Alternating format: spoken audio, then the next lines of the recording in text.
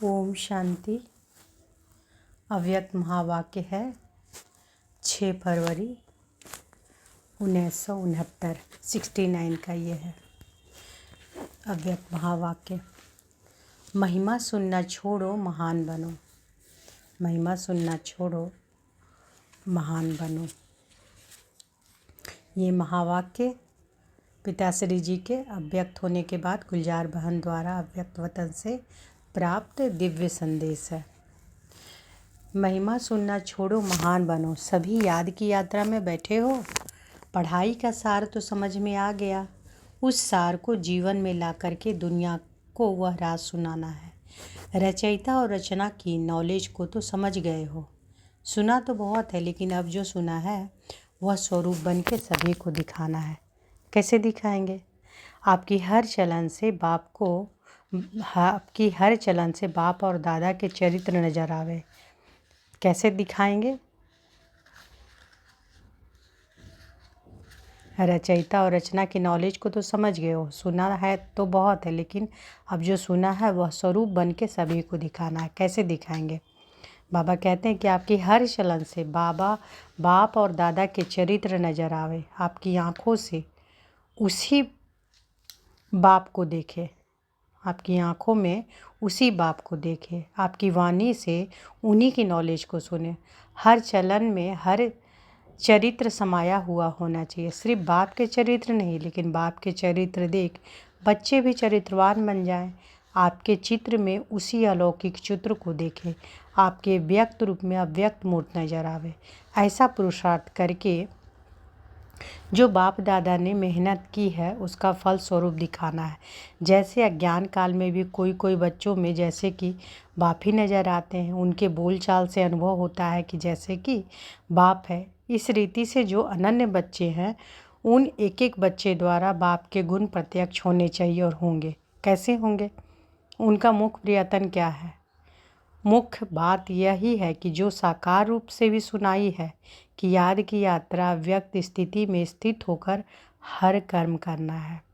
मुख्य बात यही है जो साकार रूप में से भी सुनाई है कि याद की यात्रा व्यक्त स्थिति में स्थित होकर हर कर्म करना है। अब तो बच्चों को बहुत सामना करना है, लेकिन समर्थ साथ है, इसलिए कोई मुश्किल नहीं है। सिर्फ एक बात सभी को ध्यान में रखनी है कि सामना करने के लिए बीच में रुकावट भी आएगी। सामना करने में रुकावट कौन सी आएगी मालूम है? देह अभिमान। देह अभिमान तो बहुत मूल बात है, लेकिन सामना करने के लिए बीच में कामना विघ्न डालेगी। कौन सी कामना? मेरा नाम हो, मैं ऐसा हूँ, मेरे सराय क्यों नहीं ली, मेरा मूल क्यों नहीं रखा। यह अनेक प्रकार की कामनाएं सामना करने में विघ्न रूप में आएगी। यह याद रखना है, हमको कोई कामना नहीं करनी है, सामना करना है। अगर कोई कामना की तो सामना नहीं कर सकेंगे। और अव्यक्त स्थिति में महान बनने के लिए एक बात जो कहते हैं वह धारण कर ली तो बहुत जल्दी और सहज अव्यक्त स्थिति में स्थित हो जाएंगे। वह कौन सी बात?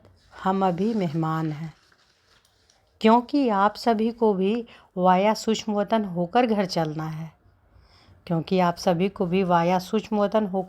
है। हम मेहमान हैं, ऐसा समझने से महान स्थिति में स्थित हो जाएंगे। मेहमान के बजाय जरा भी एक शब्द में अंतर कर लिया तो गिरावट भी आ जाएगी। वह कौन सा शब्द? मेहमान समझना है, लेकिन महिमा में नहीं आना है। अगर महिमा में आ गए तो मेहमान नहीं बनेंगे, मेहमान समझेंगे तो महान बनेंगे। है जरा सा अंतर मेहमान और महिमा, लेकिन जरा सा अंतर भी अवस्था को बहुत नीचे ऊपर कर देता है। तुम सभी को ज्ञान कौन सा देते हो? त्रिमूर्ति का। जैसे त्रिमूर्ति का ज्ञान औरों को देते हो, वैसे अपने पास भी 3 बातों का ज्ञान रखना है। 3 बातें छोड़ो और 3 बातें धारण करो। 3 बातें छोड़ो और 3 बातें धारण करो। जब यह 3 बातें छोड़ेंगे तभी स्वरूप में स्थित होंगे, सर्विस में सफलता भी होगी। बताओ कौन सी 3 बातें छोड़नी है जो सर्विस में विघ्न डालती है?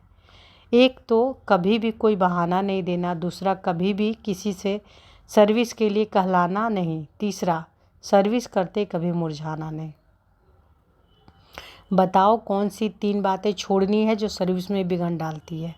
एक तो कभी भी कोई बहाना नहीं देना, दूसरा कभी भी किसी से सर्विस के लिए कहलाना नहीं, तीसरा सर्विस करते कभी मुरझाना नहीं। बहाना, कहलाना और मुरझाना, यह 3 बातें छोड़नी है। कौन कौन सी? बहाना, कहलाना और मुरझाना। और फिर कौन सी 3 बातें धारण करनी है? त्याग, तपस्या और सेवा। यह 3 बातें धारण में चाहिए। तो अगर आप लोग लिखना चाहते हैं तो लिख भी सकते हैं डायरी में। बाबा क्या बोलते हैं कि 3 सी बात कौन छोड़नी है? 3 सी बात कि एक तो कभी भी कोई बहाना नहीं देना, दूसरा कभी भी किसी से सर्विस के लिए कहलाना नहीं, तीसरा सर्विस करते कभी मुरझाना नहीं। बहाना, कहलाना और मुरझाना, यह 3 बातें छोड़नी है। और कौन सी 3 बातें धारण करनी है?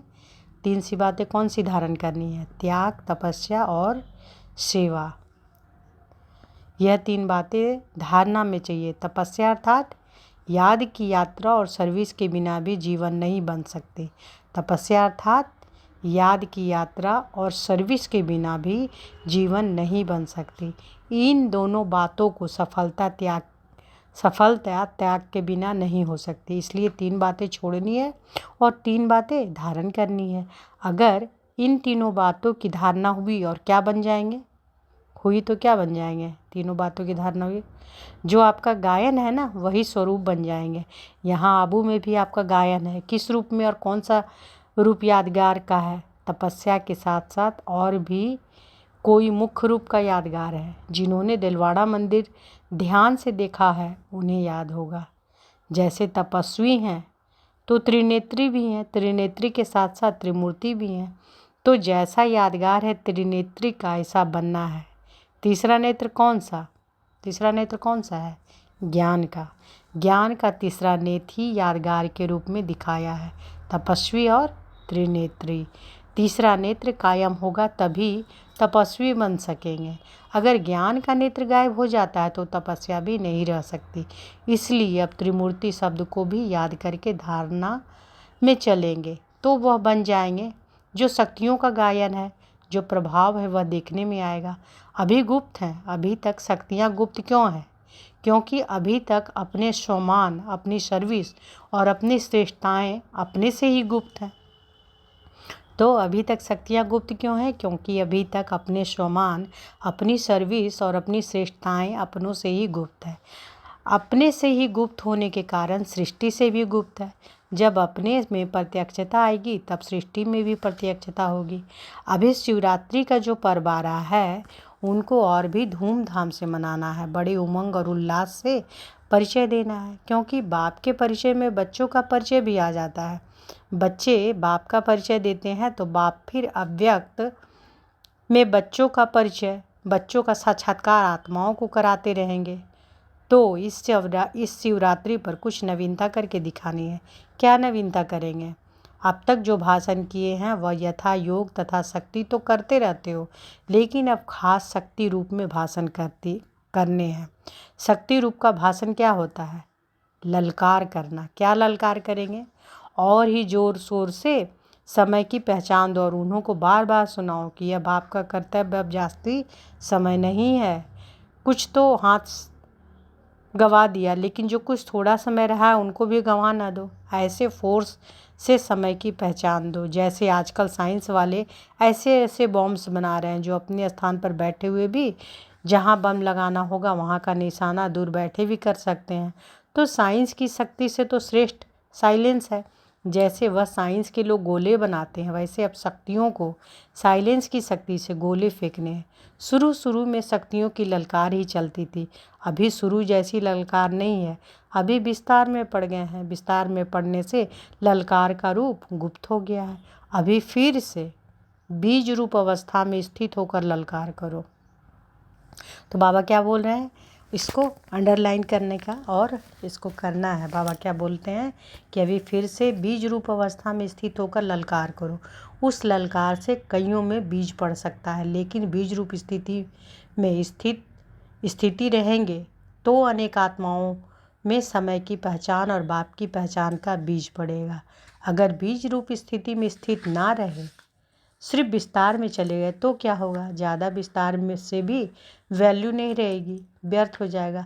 इसलिए बीज रूप स्थिति में स्थित हो, बीज रूप की याद में स्थित हो, फिर बीज डालो, फिर देखना यह बीज का फल कितना अच्छा और सहज निकलता है। अभी तक मेहनत जास्ती की है, प्रत्यक्ष फल कम है। अभी मेहनत कम करो, प्रत्यक्ष फल ज़्यादा दिखाओ। स्नेह तो सभी का है ही, लेकिन स्नेह का स्वरूप भी कुछ दिखाना है। यूँ तो सदैव इस स्थिति में रहना चाहिए, लेकिन खास शिवरात्रि तक हर एक बच्चों को ऐसा समझना चाहिए जैसे शुरू में आप बच्चों को भट्ठी के प्रोग्राम चलते थे, इसी रीति से हर एक को समझना चाहिए। शिवरात्रि तक हमको याद की यात्रा की भट्ठी में ही रहना है, बिल्कुल अव्यक्त स्थिति में स्थित रहना है। अपनी चेकिंग करने का ध्यान रखो, फिर इस अव्यक्त स्थिति का कितना प्रभाव निकलता है। मुश्किल नहीं है, बहुत सहज है। कारोबार में आते हुए भी भट्ठी चल सकती है। यह तो आंतरिक स्थिति है, आंतरिक स्थिति का प्रभाव जास्ती पड़ता है। सभी अमृत बेले मुलाकात करते हो, अभी तक ऐसा वायुमंडल नहीं पहुंचा है। अब तक मधुबन वालों ने भी स्नेह का सबूत नहीं दिया है। चारों ओर से बहुत कम बच्चे हैं जिन्होंने स्नेह का सबूत दिया है। बाप का बच्चों से कितना स्नेह था, स्नेह का सबूत प्रैक्टिकल में कितना समय दिया, क्या दिया था याद है? खास अपनी तबीयत को भी ना देखकर क्या सबूत दिया था, अपनी शारीरिक स्थिति को ना देखते भी कितना समय खास सर्च लाइट देते थे, कितना समय स्नेह का सबूत दिया। आप कहते थे शरीर पर इफेक्ट आता है, लेकिन बाबा ने अपने शरीर को देखा, यह स्नेह का सबूत था। अब बच्चों को भी रिटर्न में स्नेह का सबूत देना है। जो कर्म करके दिखाया वही करना है। तो बाबा क्या बोल रहे हैं कि आपको बच्चों से कितना स्नेह था, स्नेह का सबूत प्रैक्टिकल में कितना समय दिया, क्या दिया था याद है? खास अपनी तबीयत को भी ना देखकर क्या सबूत दिया था, अपनी शारीरिक स्थिति को ना देखते भी कितना समय खास सर्च लाइट देते थे, कितना समय स्नेह का सबूत दिया। आप कहते थे कि शरीर पर इफेक्ट आता है, लेकिन बाबा ने अपने शरीर को देखा, यह स्नेह का सबूत था। अब बच्चों को भी रिटर्न में स्नेह का सबूत देना है। जो कर्म करके दिखाया वही करना है। अमृत बेले जैसे साकार रूप में करके दिखाया वैसे ही बच्चों को करना चाहिए। तो बाबा क्या कह रहे हैं, जैसे ब्रह्मा बाबा ने साकार में करके दिखाया ऐसे बच्चों को भी करना चाहिए। नहीं तो अब तक यही रिजल्ट देखी कि इस बात में अपने दिल को खुश कर लेते हैं, उठे और बैठे, लेकिन वह रूहाब शक्ति स्वरूप की स्मृति नहीं रहती। शक्ति रूप के बदले क्या मिक्स हो गया, खो गया है? सुस्ती। तो सुस्ती मिक्स होने से मुलाकात करते हैं, लेकिन लाइन क्लियर नहीं होता। इसलिए मुलाकात से जो अनुभव होना चाहिए वह नहीं कर सकते हैं। मिक्सचर है, यहाँ शुरू करेंगे तो मधुबन वासियों को देख सब करेंगे। मधुबन निवासी जो खास नहीं है उनको खास सेक्रीफाई बलिदान करना है। मधुबन निवासी जो खास नहीं है उनको खास सेक्रीफाई यानी बलिदान करना है। स्नेह में हमेशा सेक्रीफाई किया जाता है। अच्छा, ओम शांति।